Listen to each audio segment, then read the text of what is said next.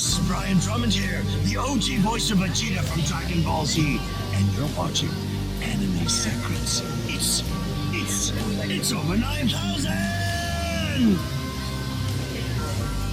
Toku Secrets is a podcast run by the Anime Secrets website. Check us out at animesecrets.org for more anime, video game, tokusatsu content. Remember to follow us on Spotify, Apple Podcasts, YouTube, or wherever you listen to podcasts today.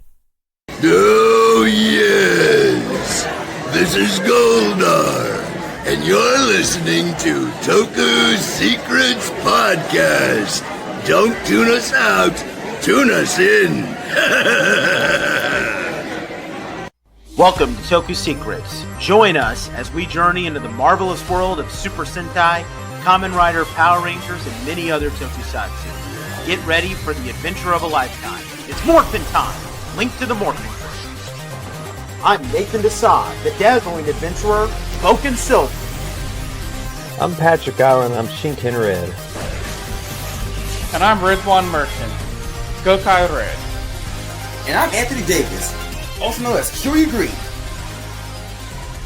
And we're Toku Secrets. What is going on, everybody? Welcome back to the Toku Secrets Podcast, presented by animesecrets.org. And today, we are going to be returning to the world of Magiranger. We are doing our third installment of this series. We're taking a look at stages 11 through 15. We're gonna it's gonna be a bit not as tame as the last podcast, but still relatively tame. But we're still gonna have a lot of fun here. Now, before we get started, couple of things, just kind of some quick announcements, as well as responding to a recent comment that was left on our original Magiranger podcast. So first off, I don't mean to kind of brag about myself, but yeah, it looks like I'm probably going to be on track to finish every Sentai this year as originally planned. So yeah, I think we can probably safely say that the 250th episode will be where I do a tier ranking of every Sentai, and all these guys will be in and like offer their commentary. So I'm looking forward to that. Yeah. But on a different note, we had an Edwin Gonzalez leave a comment on our Magiranger episode 1, the 1 through 5 review, where it's a pretty long comment, but to kind of spice it up, he was talking about how he was enjoying Magiranger. He's seen the movie and he enjoyed it. But he was also saying, hey, you should give like Kamen Rider Geeks a review. Also talking about like reviewing the comic Rogue Sun comic, which I get, who it's written by a guy named Brian Parrott, who was apparently one of the workers on the Boom Studios comics. Yeah, Brian's a big deal in the Boom world. He's written a lot of Power Ranger comics. He was up there with Carl Higgins, if I remember correctly. I mean, I'm not the comic expert. I know Anthony is, and I know Deoxy 360 is another one. But from what I know, Ryan Parrott is the big deal in that world. Yeah. Yeah. So like you remember the you remember the stuff with the Omega Rangers? Yes. Right, that was Ryan. That was Ryan. Oh, the Omega Rangers was his idea? Okay. Yeah. Mm-hmm. But as for the Kamen Rider Geeks thing, there, Edwin. So I can't. We probably at some point will review Kamen Rider Geeks. But I guess this is just a good time as ever, and this is literally all the episodes on YouTube, I think. Oh, it is. Oh, okay. Then that'll make it easy for us to watch. But I think so. Yeah, but this would be a good a time as any to kind of go off of that comment. We did kind of just make this decision not too long ago before we started recording this, but we are going to be reviewing some Kamen Rider very soon, just to kind of I mean, here's the thing, guys. We aren't called the Toku Secrets Podcast, not the Sentai Secrets Podcast. So we're going to try to dip our feet into some non-Sentai stuff. So we're going to start off by taking a look actually at a Metal Hero series, but we are going to look at a Kamen Rider series very soon as well. One that the only one, well, the one that was adapted into a good Western show uh, called Kamen Rider Ryuki. We'll be taking a look at that at some point. Um, so, but yeah, with that said, for now we're going to be jumping into Mahou Sentai Magiranger, episode 3. So we're going to recap everything that happened in the last batch, where uh, only like one kind of brief ongoing thing happened where we got a little bit of backstory with Wolzard. He's a Madoshi, which is a knight that can use dark magic. He gained the ability to combine with his horse mech Barikion to form Wolkaiser, his personal mech, and he briefly stole the Magirangers Maji King magic. And he used it to free Bronkin from the underworld, but then he got defeated and sealed away again, and then they reclaimed their magic. And there was a brief moment where Pai got Barikion and was able to heal him from a wound and combine with Barikion to form Fire Kaiser, but then Barikion returned to Wolzard. And Wolzard is also claiming now to be very intrigued by the Magirangers because he can sense a great power within Kai. So yeah, that's pretty and that's pretty much all that happened here. So that brings us to a stage 11, Night of the Vampires, Majiro Magica. This is the first of a two-part episode. It revolves around Houka and Tsubasa, and it's a battle with Vancuria where Houka attends a live concert. She becomes mesmerized by the song, and she's also shown to have increased strength while fighting the Zombies, but then she gets weakened when the sun comes out. And then Tsubasa discovers that Houka's become a vampire, and apparently the concert that she attended was a scheme from Nyan Mayer to use the Hades Beast leech to turn the attendees into vampires so that they can kill them all by exposing them to sunlight. And the Mind Rangers defeat the Hades Beast, and all the civilians return to normal, but Houka is still a vampire. And that ends this first part. What do we think about stage 11 here, guys? I'll give the full thoughts on stage 11 when we get to stage 12, given it's a two-parter. But I will say, right off the bat, hey, Mystic Force, couldn't you have done something like this for the Vita vampire episode, please? Well, but no. But there are some better elements in the next episode that do make it a lot better than the Mystic Force episode, which I'm sad to say because I do like the Mystic Force episode, but yeah. Yeah, if you're talking about the same thing that I'm thinking, then yeah, we both agree on the same thing. Yeah. But I would still say that if we're relating this to just point one of the Mystic Force episode, this is still great because again, this is going to be we're going to sound like broken records when we bring this up, like in Magiranger constantly when we're comparing it to Mystic Force, but it does a really great job of giving Houka some moments because we get Tsubasa making this big speech about how he wants to fight to protect people, and Houka is downing herself because she's like, oh, I was so dumb and I became a vampire, but then she sees that Tsubasa is fighting and she says, okay, I'm just going to do my best.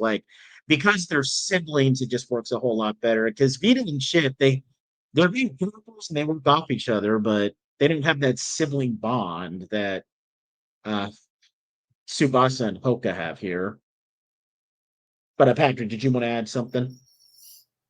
No, I think it's the second part of this two-parter that I want to talk about. So I don't really have anything to add to this.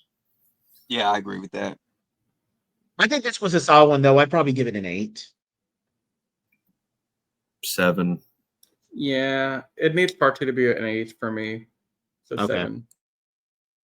I'm giving both parts 8 anyway, so Okay. Fair enough.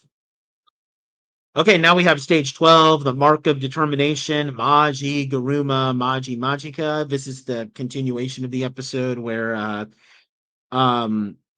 so apparently Houka was not turned back into human because she was not vampirized by the Hades beast. Vancuria basically turned her into a vampire, and they've learned that from Wolzard, because Wolzard's really enraged that Vancuria is doing something so low-handed. He wants to fight the Magirangers at full strength, so he tells the Magirangers while Vancuria takes control of Houka, and Houka, just before she's taking control of, she begs Mandura Boy to tell the others to forget about her, and the only way to turn Houka back to normal is to defeat Vancuria. The only way they can do that is with a Dawn Crystal, which Tsubasa creates with his alchemy skills. Houka unsuccessfully attempts to kill her siblings with poisoned apples by pretending to be normal again, but Tsubasa and Urara see through that easily. There's a big fight between the Magirangers. Can you explain why, Go ahead. Nate? Can you explain why? Oh yeah, she comes back and says, "Oh, I brought apples for everyone," and they're all like, "Wait a minute, Houka's never that conscious about everybody." Like that part made me laugh. I was like, I like that touch of detail. Yeah. They're like, wait a minute, she's selfish. She's selfish as hell. She would never share apples with us. Yeah, totally. So there's a big fight between the Magirangers, Houka, and Vancuria. And Vancuria attempts to use Houka to act as a human shield for Tsubasa's Dawn Crystal attack. But Tsubasa refuses to honor Houka's words to just forget about her, claiming that she said before he reminds her of what she said in the previous episode about doing whatever she can. He gets through to her. They team up to deal a blow to Vancuria, with Houka pretending to be under her control, using this pose that she does with her hands. If you've seen the Mystic Force episode, you know what I'm thinking, except in this case, it's actually going to be a regular thing, as opposed to in the Mystic Force episode where it's just something that Vita does in that one episode to match with the Sentai footage. Said it came to her in a dream, meaning she wants Sentai. Yeah. She jumps out of the way at the last minute. So Vancuria is taken by surprise and she gets hit. And then they defeat her for good. And they turn Houka back and she's able to turn back into a human. Then the Magirangers battle Wolzard and Wolkaiser with Magi King, and they actually hold their own this time. And their determination unlocks this new spell, which gives them access to a new finishing move where they summon the powers of the Heaven Saints from where they get their magic from. And they overpower Wolzard. He voices admiration for their growth and strength, and then he's forced to retreat. And at the end of the episode, in this episode, we learn that Vancuria is the queen of the vampires. Nye and Mare merged together because they were apparently separate and alone for 1,000 years, and they grew bored, so they decided to combine. And because she's the queen of the vampires, actually, you had it backwards. Vancuria was the original form, but they separated because she felt lonely. She was like, I'm tired of being by myself. So you had it backwards. It was really just her by herself, but then they split into two. Okay, that's something that I watched them with. That just sucked. Sorry about that. But yeah, she is immortal. She gets revived after she's killed by Tsubasa, and because she was killed by the Dawn Crystal once, she can't be killed by it again. And yeah, that's all the information on stage 12. What do we think about this one? I love how Vampira follows the Doomsday logic. Yeah. That's how the Superman villain functions. The one that killed him in the comics. Once he dies a certain way, he can't be killed that same way again. It's such a stupid rule. But yeah, it's a stupid rule. I want to like this episode, but there's something about it that's bothering me. What's that? And what's bothering you? It's it's a very similar complaint that I had at Zoo Ranger. Why do they always have a book lying around conveniently with the answer to the problem they have? I think in this case I can forgive it a little bit more because in this case it's a magic book, like a spell book. It still bothers me because it doesn't really feel like they have to work to solve the problems they're dealing with. Well, I think in this case it's a little forgivable because like, okay, for example, like if we're talking about like the Jew, like one example with Jew Ranger, that episode where they fight the equivalent of Pudgy Pig. I can't remember what its name was, and it's irrelevant. Like they specifically have this thing where if you encounter this Dora monster, then you have to obtain this fruit in order to make, well, okay, this food or whatever it was, to like make it throw up in order to defeat it. But like here, okay, Vancuria is the queen of the vampires, so she would be a well-known creature in the mystic world, and there would just be a lot of great mythology. There would probably be a lot of mythology around vampires. So of course there would probably be like people who had gained knowledge on how to defeat them, as opposed to just this one random monster uh that a leprechaun just feeding with clay. In this case, I can buy that like vampires would be a common creature you encounter in that world. So there would be like a guide on like how you would be able to defeat them. It's the same way that like how in Harry Potter, like there's textbooks on how to deal with this type of creature or deal with that type of creature. I just find it to be, I get what Patrick is saying, but I think it's a little bit more forgivable in this case. I mean, of course it is, just because the season is just better written than Zoo Ranger is. But yeah, when they were Tsubasa was talking about that, and the little plant guy, I keep forgetting his name, was just like, Boy. oh yeah, Mondor Boy. He was like, oh yeah, it's in this book. You need to make this thing. I'm like, okay, well there goes the intensity for me. Like, I feel like it just kills the flow of the episode a little bit because you're like, this is a pretty dire situation and problem solved. Like I know that it works in this season a little bit better, but it still just like kills it for me.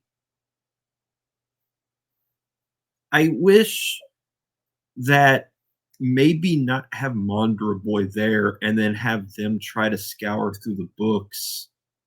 You know, oh, you wanted to look like, oh, Eureka! Look, I found the book that had this. Yeah, like it would. I mean, it wouldn't be very visually stimulating, but it would add some more intensity to where, you know, for people who have only known about the existence of magicians and magic for a few weeks up to this point, I guess, in show lore, they're getting stuff handled to them, and they're solving these, you know, making these concoctions and these artifacts really easily.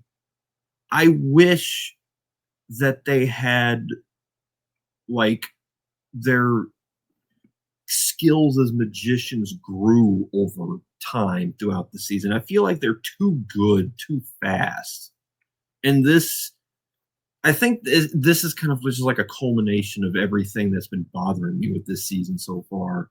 And it goes back to the point I was making in the first episode where I hated how they were just given the Magiphones and thrown into the fray immediately. If they were raised to be magicians from the beginning, this wouldn't bother me because maybe they were taught this when they were children, but they weren't. It's just they just move too quickly with their expertise, and I don't like that. And this episode was the moment that really made it just irk me. Yeah, I think maybe the gripe here is more of a testament to how like ultimately, I mean, I don't think Mondro Boy is nearly as bad as Barza, but I feel like they don't really need Mondro Boy at all. Like, other than to just be, I don't know. I guess the only reason he's there is because so that they can have like a cute little sort of mentor thing, like what Bomper was in Goanger, or what I Navi would was say in he's Gokaiger. more like a mascot. I would say, like, not necessarily Well, mascot, but like, the reason why I don't like him is while Bomper was like their technician, he didn't always have the answers like this guy does. I swear every time they bring up a problem, they have a chance to let them go through a growth moment. But then this stupid turnip is like, actually, this book has the answer you're looking for. And like, well, fine, like never mind then. Yeah, Like, it doesn't bother me, but I get why you don't like it. Yeah, it's like I want to see them grow as magicians, but they just immediately made them good at being magicians. And you know, Pat, I think you're hitting it on the head a little bit here. For me, so for those that don't talk to me outside of when you hear my voice in a podcast, I've been having some really hard Sentai fatigue the last 2 months now, I would say. And a lot of it has been me saying, oh, Go's User has really kind of taken a drain on me because I didn't like it. Which is true, I don't really like Go's User as much as most people do. But it's also not being helped when you see seasons like Magiranger kind of going through that thing like this where it's just starting to all blend together. Like, oh, hey, here's your solution out of the problem without really... I think, Patrick, what we're trying to say is they didn't really earn anything, right? I know that we made fun of Super Mega Force for doing pretty much this exact same thing, but it doesn't seem like it bothers people as much here. Like, I know that Super Mega Force deserves the flack, but it's almost the exact same thing. I know that them getting the wishes from the magical saints through the phones is kind of the same thing where, well, you just believed in me hard enough, and now here you go, the ability to bomb Wisconsin just with a 3-digit cell number. Thank you. But it doesn't feel like they've earned a single thing so far. Well, I think in the case of here, and I'll defend this a little bit, like, it's like, well, in Megaforce, it was really bad because there was no real explanation, because like Gosei is just saying like, oh, Rangers, you've mastered your SPD powers, even though all they did was just like use them for like 2 seconds. So now you've unlocked the ability to use use these ranger powers that we've never seen, and then they transform into the Die Rangers. Like, it legitimately felt like he was just saying like, oh, Rangers, you've done this or that. Like, you're feeling like what Linkara said in his review, how it's like you're feeling experience in in a bar, like you're playing a video game or something like that. While here with Magiranger, I think it works a little bit better because it's like you're like in the previous episode when Houka like earns this one spell, it's because she's like seeing like she was downing herself, which is very much in tune with her character, since she can be a little bit of a ditz and a bit more of a girly girl. And then she's seen, no, I can't be down. I gotta, be stronger, just like Tsubasa. That's the Heavenly Saints like recognizing their courage, because the overarching theme here is courage. So I don't think it's easy. I can see why people would say that it's similar to what they're happening in Megaforce, but I think it works a little bit because they're establishing like, this is an act of courage. You're showing courage, therefore you're able to like get this new spell code or something like that. It's not as egregious as in Megaforce, where Dosei is just handing these things out with no explanation. Yeah, but I mean, it still carries that same feeling of like what Riz said. Has it really felt like they've earned anything? They haven't really. And no, like, okay, so I've been trying to push that down and to the side, like not putting much attention on it, honestly, Patrick, because I have been trying to like Magiranger a lot more, given what I've been hearing about Magiranger being a great season. But you saying that kind of helps me come to terms that maybe I'm being delusional on how much I like Magiranger. Like, I think it's good. I still think it's a good season. Don't get me wrong. Mm-hmm. But I think it needs to go that extra mile to really sell it. And that's something that I'm seeing a lot with some of the Sentais now. It's like, hey, are they really doing enough to earn what they get? Yeah, that's why you got to hang on to seasons like Shinkenger and King Oju that really do go that extra mile. Right, like even other seasons like the Gokaiser, Gingaman, they did really good in that aspect. Go Buster did really well in that aspect too. And I don't think you've seen it, Pat, but Go Buster did a really good job with that. Well, what do you think they're doing with these characters that don't make you feel like they're earning anything? So I think the thing that's kind of hurting it a little bit might be how easy it is for them to earn stuff. Like they're not really getting too much of a challenge. So one thing I'm kind of unsure about how I feel, and it's something I had in Mystic Force as well, now that I look back at it. But whenever they fight Wolzard every week. And it's all the same back and forth. Like, save it for more special occasions, you know? I mean, here I feel like them fighting Wolzard is a bit more appropriate because here's the thing: if you go back to like the last match, they had their first fight with Wolzard where they supposedly won, but then it turned out that he intentionally lost just so he could get that power. Then they fight him again, and he wipes the floor with them and steals their power. They have a few episodes where they're not fighting him, but they can't fight at full strength because he's taken their power. And then in that other episode, they don't fight him. They're just, well, okay, they briefly fight him and he overpowers them, but then he has to retreat because Vancuria stabs him in the back. Like, this is the first time where they're fighting Wolzard and they're actually winning. And honestly, I feel like this is actually a somewhat of a big moment because we just had a big moment where one of the siblings, their sister, could have been killed, like would have been taken away from them, and they would have not been at full strength. And Tsubasa, and we feel like it's very important that Tsubasa is the one doing it, since he's the one that's always been annoyed by his siblings. He is saying like, no, I'm not going to kill one of my siblings just to save the world. And he's able to save them, and this is them coming together, and it's showing that they've gotten a little bit stronger. And I know that we probably could have shown it a little bit more, like in some subtle ways in the previous episodes, but I feel like the battle with Wolzard here is really important because this is the first time that they're actually defeating him, and it shows in a way that they've come a little farther.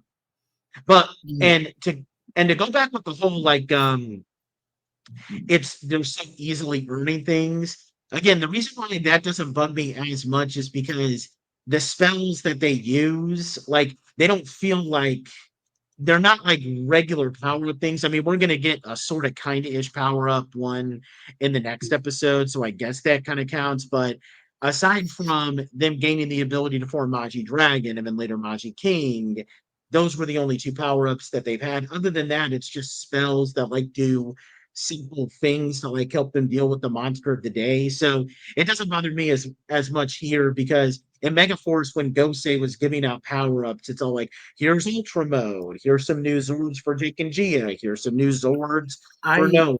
And I think a way to look at it is let me compare it to Shinkenger a little bit.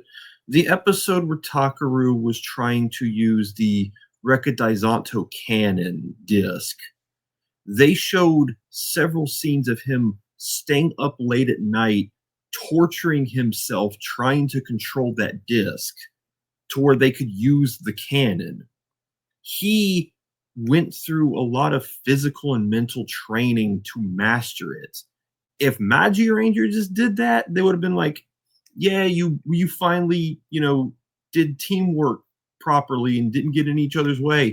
Here's a 3-digit number that allows you to do it immediately without any I see. Any he wants effort. the grind. The grind. Yeah, the what grind. bothers him. That's like, and Riz can probably back me up on this. That's one of the things. Shinkenger did that so well. Yeah, they were given the discs, but they couldn't always use them immediately. And there was an effort there. And even with the Gokai legendary powers, I mean, how many times do we see them struggling to figure out how to even activate them? No, they didn't really do that much in Gokaiger. Yeah, they did. Now, when did they do it in Gokaiger? They had like, I forget which powers they have. They had like 3 powers where like we don't know how to unlock them, so we're just gonna hold on to them and figure it out later when we have like more knowledge on that Sentai they only team. did that. They only did that for Goanger, dude. No, they did it another time too. No, there was one episode where they were trying to unlock all these other powers, but they hadn't actually unlocked them. They got the Magiranger power, and then they thought, oh, maybe we've unlocked a bunch of other powers, but then they found out, no, we just haven't unlocked these. So it wasn't a matter of them struggling to use powers. It was just a matter of we haven't gotten these powers yet. Yeah, but every time they begin an episode, they have to go on a journey to figure out how do we get this power. It's not just handed to them, you know? I think the way Riz is trying to word is that the struggle that the Gokaisers went through was learning how to, I guess, earn the respect of the team of the day that they were honoring. Right. And there's a struggle there. It's not like they just walk in there like, oh, hey, you're the Gokai. Here's your power. No, they have to earn it. And some cases fight the team to get it. They were basically fighting for the blessings of the teams that came before them. I mean, I don't think it's as like in your face about it as Shinkenger was in some cases, but they still had to put in some reasonable effort that the Magirangers so far have not really had to do. And I mean, I'm not going to say that the Magirangers are falling flat in their face and not doing it every time. Yes. But I'm saying because there is an episode. Yeah, because there is an episode like 2 episodes from now that actually does things the way I want them to. And that episode's actually one of my favorite episodes of the season so far.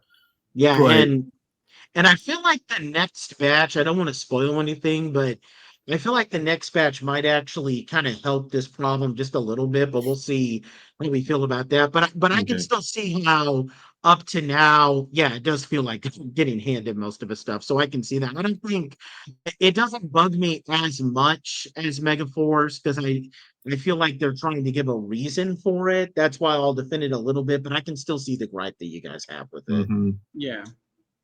And I mean, again, it's a small thing. It's not like the major thing bugging me, but it is something that I think needs to be discussed on some level that, hey, we do have this problem in this season. Yeah. Like, I'm still enjoying the characters for who they are. Yeah. That's not the problem here. And that's one of the things that's really upsetting me here, too, is that I like this cast. I like their dynamic as siblings. Yeah. But it doesn't really... I would love to see them, go through the grind of maybe having a spell backfire because they don't know the spell. They've never tried to make the formula before, so they mess up. And then they have their siblings try to pick them up from it, motivate them.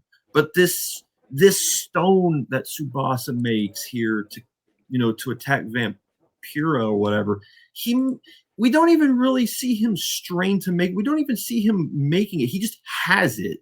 Like, you can just make this perfectly without ever knowing how to do it beforehand. You know what's funny? Mystic Force actually showed us him actually making it. Yeah. I feel like this Sentai is like I mentioned this in the first episode, but this head writer had never been a head writer on Sentai before, and not only that, but he had only been like an assistant writer on 2 seasons. I feel like if you took this exact premise with this exact cast and gave it to one of the 2 GOAT writers, like if you gave it to Yasuko Kobayashi, who did Shinkenger, or if you gave it to Naruhisa Arakawa, sorry, my tongue always gets tight when I say his name, the guy who did Gokaiger, you give it to one of those 2 GOATs, and you would have a Sentai that would be probably contending for GOAT status. Yeah. Because I mean, I can definitely agree. Even if I don't necessarily want to be as harsh as Riz and Patrick are here. I've never really considered Magiranger to be a GOAT Sentai. I've always found it to be a good Sentai, but I agree with Riz. Like, so far, it's just kind of a B tier thing, but a lot of that is because I feel like this head writer I mean, he's doing an okay job, but it's really one of those Sentais that needed to be handled by one of the GOAT writers. Mm-hmm. But to kind of talk about a positive thing on this episode, just so we can wrap this up, I really liked the moment where Tsubasa is making this big speech to Houka about how he's not just gonna kill his sister just to save the world, because making that whole big speech, because first of all, it's very much in tune with his character as being annoyed with his siblings, and it's kind of in a Mm-hmm. real touching kind of way. And the reason why I like that is because as much as I love that Mystic Force episode, there's something that really bugs me where unlike Subasa, who just straight up refuses, like, no, I'm not going to kill you. Chip kind of at one point comes to terms with the idea that he's going to have to kill Vita, and it just does not. He just doesn't have the emotion in his voice. Like, you have to kill your best friend, dude, and all you're gonna say is, "I'll always remember you, V." Like, can we make I'm this sorry. a more emotional moment? Come on, like. We reach so many emotional moments in SPD, like with this sad music playing when Sky is remembering his father getting killed when he gets confronted by that mirror monster. Like, this writing stuff can do like emotional moments. Like, that moment should have been so much more emotional and felt so much more powerful than it actually was, and that just always really bugged me. Mm-hmm. I So mean, that is one thing I will give this episode, because up to this point, Tsubasa to me hasn't really done anything. This episode, he really finally gets the moment to shine that I've been looking for from him. And yeah, again, the episode I was mentioning earlier, later on, that does the grind, earn it thing. That episode, I think, is Tsubasa at his best so far. But finally getting him a moment where he's the centerpiece of attention, and he's actually, this was a great episode for him, that he needed it badly. I just wish it was handled a bit better in the earn it department. But Yeah, definitely. but I still think there's enough good here for it to be probably an 8. I still want to give it a 7. I'm gonna go 7.5 on this one because I do Yeah. like it a little bit more. I think there's some good moments that justify it. Yeah.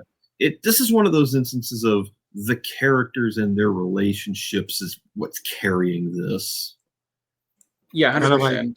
That's like fair. Time Force, honestly. Yeah. I guess we'll give you that one. Yeah.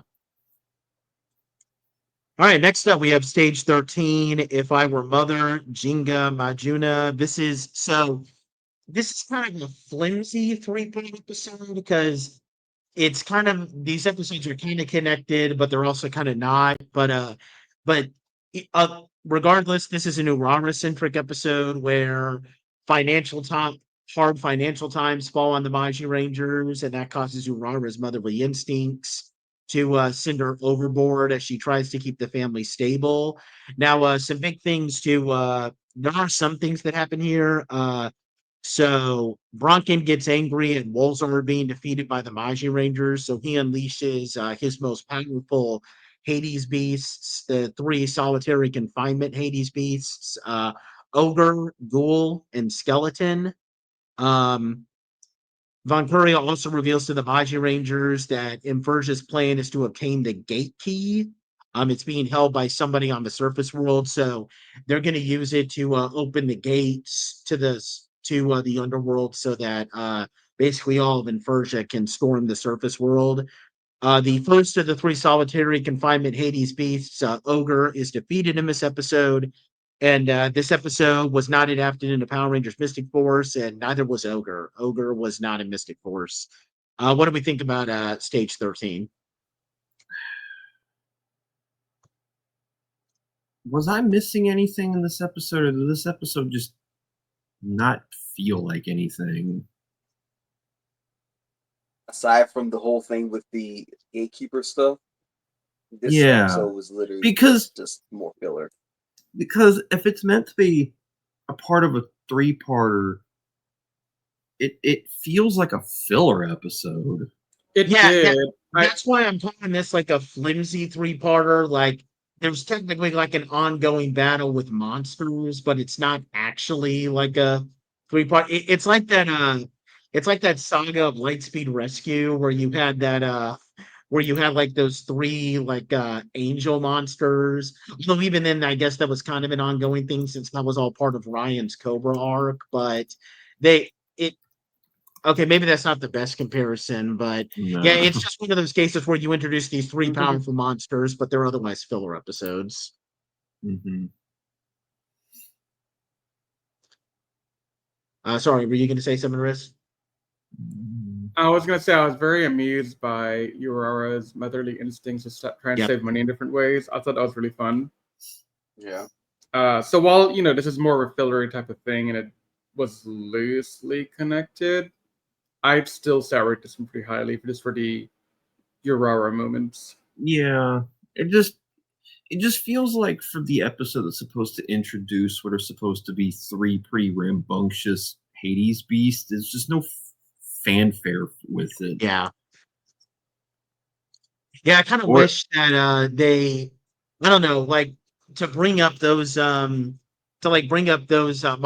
from Lightspeed Rescue again. Like maybe you could have like had them all attack at the same time, the same way that those 3 monsters attacked, and establish them as really powerful. And then maybe have the Magirangers start kind of picking them off one by one, or at least have it announced to the Magirangers what they are, so they could understand the gravitas of the situation, because to them they're just Hades beasts. There's nothing special about them. Yep. So from like our perspective as the viewer, we know that they're bigger than the other Hades beasts, but the Magirangers don't see it that way, and it kind of doesn't work. Yeah, that honestly, and unfortunately, this isn't going to be the only time that this happens. Although they kind of handle it a little bit better in with these other monsters. But the one thing one of the things that I remember not liking about this Sentai is they're going to be introducing like this big group of monsters, and they say like, oh, these are like the 3 like horsemen from hell, and then here's like the 4 like whatever those barbarian beast things from the Dark Wish 3 part are going to be called here. We'll find that out later. Yeah. But like like it's on this like, okay, we got this group of monsters that's super powerful, then we got that group of monsters that's so powerful, and then we got this big group of monsters that's so powerful. Like, okay, if they can't do it and they can't do it and they can do that, I mean, can we just have but a couple of regular monsters and not just be like making everything out like this is the biggest challenge that the Magirangers are going to have to face all year long? Like, let's just calm down. Not every single monster or group of monsters have to have this big gravitas to them. But let's be real, Nate. Though those demons from Life Rescue, the 3 ones that we just mentioned, they were a problem. They were definitely a problem. Oh yeah. Those were earned for sure, but not every group of monsters in Magiranger has to be typed up as if they're on the level of those 3 monsters. Yeah. But yeah, I mean, aside from that, I mean, okay, that stuff was bad, but I still liked Urara stuff. I really liked that scene at the beginning where Makito was saying that like he lost the money, and then Urara was saying, "Okay, we'll handle it. Just don't tell the kids because I don't want them to worry." It's just hilarious because like Makito is the father and she's always been acting like the mother, and they're literally talking like a mother and a father to their kids. I just found that to be very amusing. Mm-hmm.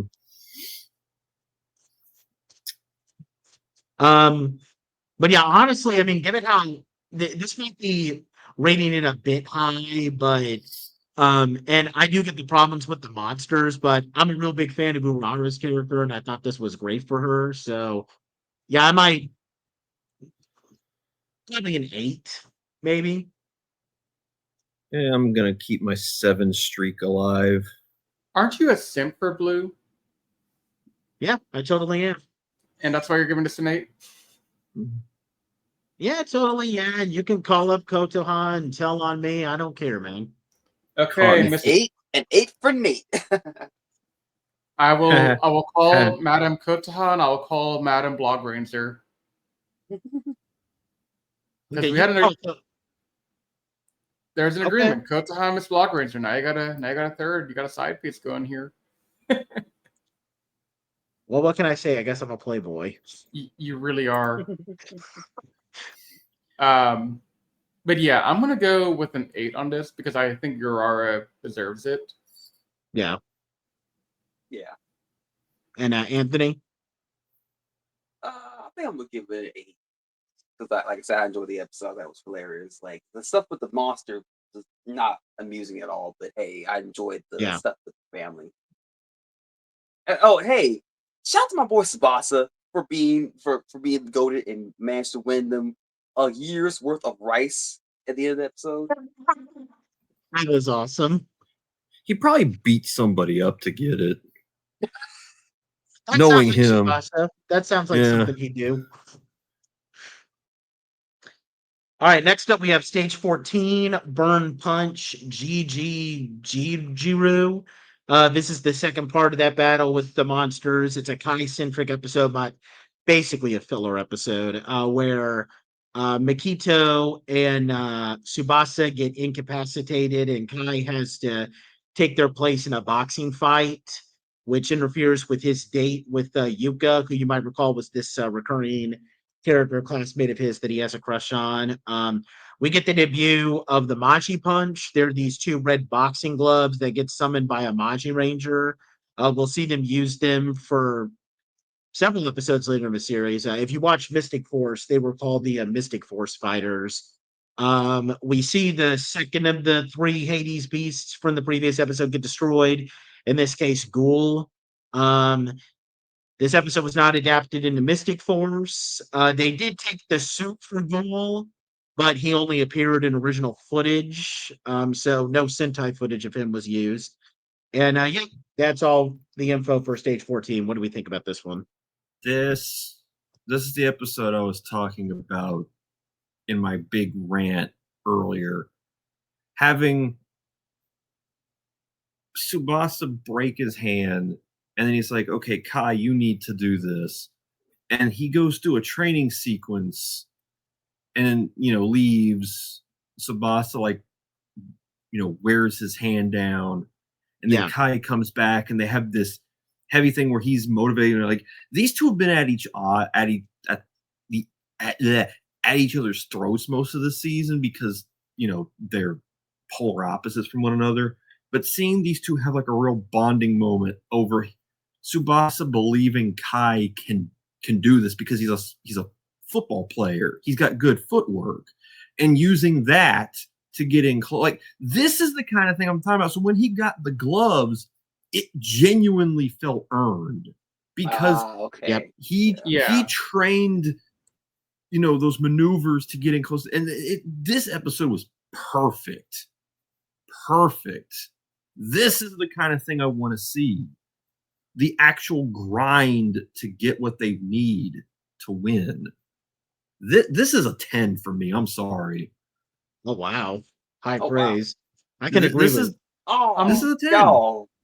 I'm not sure I'm going to go at I'm not going to go at a 10, but I'm definitely going to give this a 9 because same. I mean, I'm giving it a 10 just because I want to make a statement with this episode. No, you're making a point. I'm making a point. Yeah. No, it's not a real 10. You're just using this to make a point to prove your point. So because I'm not going to go that route. Because when I was actually leaning up watching this episode, I was invested in this one. So, and for Tsubasa, this was like his best episode too, for me. Because he believed in Kai and motivated him, and him and Kai fed off each other in a way they haven't yet this season. And see, that's what I want to see from a family show, is where they start off like rivals and then they end up being like still rivals, but they've learned to respect and work with each other. So it's a lot more fun dynamic. And that's what Yeah, I want to see exactly. from a family Sentai. So whenever we get to season 51 of next year, hint, I want to see that again. Yep. Mhm. Because I think next season's a family centered as well, from what the rumors say online. Yeah, for the early rumors are Oh my saying God, that. Yeah. because unless you have everybody like red and white being brother and sister, and then everybody else being cousins and me ninja, we have not gotten a family Sentai since this one. And I don't even count me ninja because I never really got a good family dynamic with them. So No, this is the last absolutely not. truly good family dynamic Sentai Mhm. that we've had. I And heard it's Go-Go been 5 was good too with that. Or years. what's it, Go-Go 5? Go-Go yeah. 5. Yeah, well, Go-Go 5 was Go-Go 5 was before this one, so No, but what I'm saying is that's another good family one. I think if they are the family one I'm thinking of. yeah, and I know people hate Five Man. I don't. I mean, I don't love it, but it's good. I mean, the whole like Riz, you know what soundbite to play. I mean, it's all right. Like, Hang on, I don't have anything set up today. I forgot we have a soundboard. Yeah. I Yeah, mean, 'cause it's all right. Like, Oh, legit. Well, I forgot. Since it was a boxing episode, we had the perfect opportunity to do Let's Get Ready to Rumble. Oh god dang it. that's Yeah. perfect. let's get ready to rumble. This is I why I lost like. my This is game. why I love you, Riz. This is why I love you, Riz. And Why? I love how Because I throw random sound bites. No, you just get me. You just get what I was like. We had the same flavor sometimes. Look, I forgot we had sound bites for a little while. Okay, I don't know what happened It's all today. good. Hey, it's all good. You came in out at the end. I got hit in the head by a boxing glove by how good this episode was. I really and okay, I don't No one's want. No one. It ain't Really? dumb. Come on. Okay, what? No, I heard it. That's why I said the ding ding.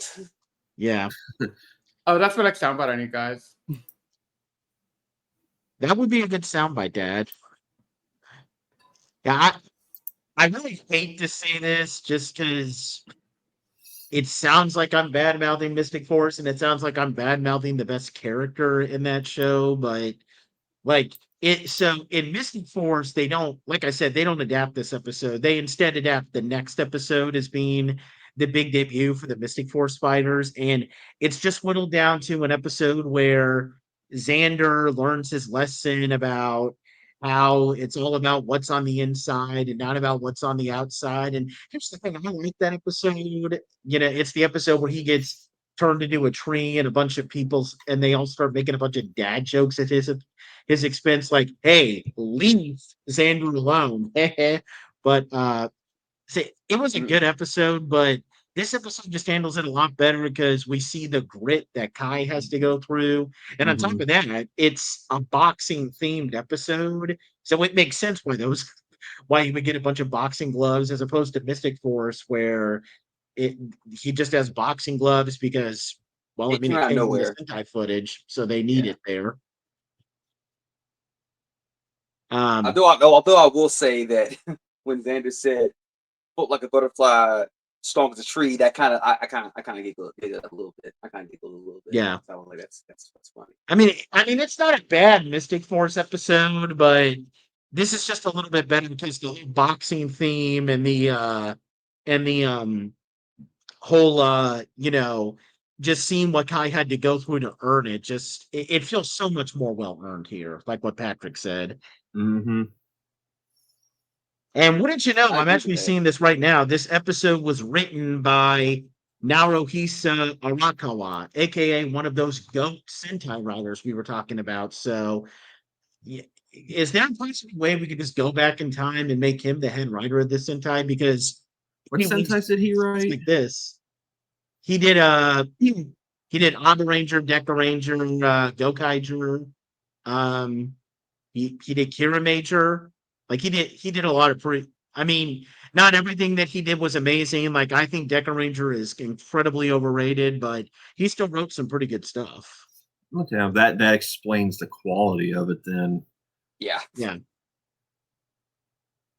But yeah, I'd probably put this as a 9 for sure because it was still pretty good. And I know Riz gave it a 9 too, but what would you give it, Anthony? I'm gonna give it a 9 as well. Okay, great. Let's move on to the last episode of this batch. Stage 15, The Bride's Elder Brother, Garuma Maji Majuna. This is a Makito and Houka-centric episode where Houka attempts to rush into a marriage with a man she just met, and Makito gets really angry at that. We see Houka use Maji Punch for the first time in this episode. We see the third and final of the 3 solitary confinement Hades beasts destroyed here, Skeleton. And the end of this episode kind of plays up to what's going to be happening starting in the next batch, where Vancuria informs Bronkin that she's found the gate key and it's being held by this mysterious woman. And Bronkin prepares to mobilize the Insurgent army as this episode ends. But we'll get to all of that drama when we do our next Magiranger episode. So in the meantime, let's talk about how we feel about stage 15. The plot of this episode was stupid. Yeah. Like, yeah. I'm going to come out and say it. I didn't like this episode. Me either. Cool. I felt both Houka and Makito were too cartoonish for their own good here. It's not even cartoonist. The plot came out of nowhere. It didn't make any sense, and it resolved very oddly. Yeah. Oh, well, I'm not gonna die, so there's no need to get married. What kind of logic is that? Yeah, like no. Okay, no. Here's what explains this. Now, you want to know what logic we're going by? We're going by. Sorry to say this, Riz, but I got to bring this up because I think this is going to make you hate this episode even more. We're going off of Magiranger logic here because guess what? Guess who wrote this episode? Michiko Yokote, aka the head writer of Magiranger. That explains, that explains a lot. That explains way too much. Legitimately, that explains way too much. And hey, now that we've said this, I'm expecting in our comments Aka Eagle going off and saying, "Oh no, it's a good season. What are you talking about?" No, it's not. So let me see. We had back-to-back episodes from a writer who has a good track record versus a writer who did both Magiranger and Go Sager, if I remember correctly. Yep. I didn't know. I remember he also did Go Sager. Dang. Okay. It's a she. And I do not like Go Sager. So yeah, this is the best season. Look at the difference in quality between this one and the one before it. Like, yeah, good grief. This episode's like a 4. Maybe even lower than that. Like, I don't know. This I don't like to use the 3. Yeah. I don't like to use the word cringe very often, but this episode was cringe. Yeah. Here, Patrick, and he's so acting too. He was like, I get the fact that he was kind of upset that his little sister was getting married and all that, but like, so how upset he was getting was just annoying. And then like everyone else was just like, oh yeah, like it's just casually being okay with her sister being married. I'm like, we don't know this guy. Like, no. All right, hang on, guys. Hang on. I'm gonna help out Patrick here. Go for it. Use your aggressive feelings, boy. Let the hate flow through you. Yes. I think the Go ahead, Patrick. I think the only good part of this episode was when at the very end when they were at the altar and Makito was crying like a baby. Because that's actually in character for him, being the emotional older brother, but that was about it. And I'm just seeing this now. I should probably, given how many big name writers are working on this Sentai, maybe I could point out when one of them writes an episode. But this Yokote, the one who wrote this episode, she also did the Vampire 2-parter, which, it wasn't as bad as this one. It was actually pretty good. But if you let the Arakawa guy write that Vampire 2-parter episode, it probably would have been in the 9 and 10 category if we're going off of in the previous episode. And I don't want to insult Michiko Yokote on a personal level. I'm sure she's very nice, and she worked really hard to get in this position. But yeah, she her stuff just isn't for me, and her stuff just clearly isn't the thing for everybody else in this group. So yeah, moral of the story is don't let her write episodes, I guess. I'm sorry, I don't want to here, but the moral of the That story being is said, don't have yeah. any episodes. ban her from the studio. well, I mean, if you want to have her work on some anime stuff, or I don't know, you could have had her work on Car Ranger maybe, because maybe her wacky attitude would have worked with something like Car Ranger. But yeah, I'm sorry, I don't mean to be mean here. It's just I didn't like this episode either, and the fact that this writer did Geki Ranger and Go Sager, that just makes so much sense right now. It's like this. It's like this Sentai is being like a little schizophrenic, where for the most part we can have great episodes, but then there are just some filler episodes that are just pretty dang bad. And the crazy thing is, this technically wasn't even a filler episode. This was the last episode of what was supposed to be an important story arc, which makes it even more stupid. Yeah.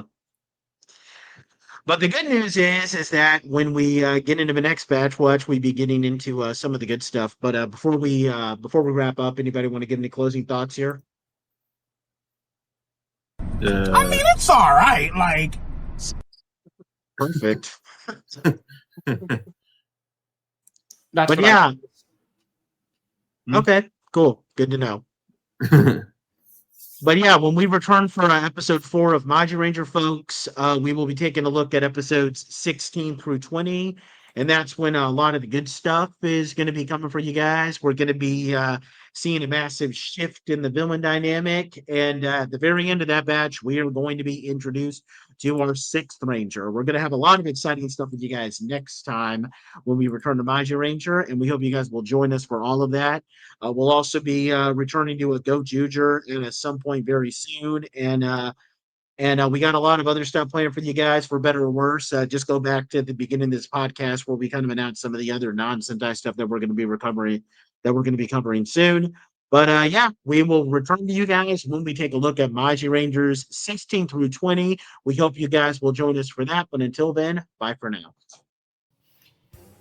If you enjoyed listening to the Toku Secrets Podcast, please check us out at animesecrets.org and follow us on all our social media pages such as Twitter, Facebook, and Instagram.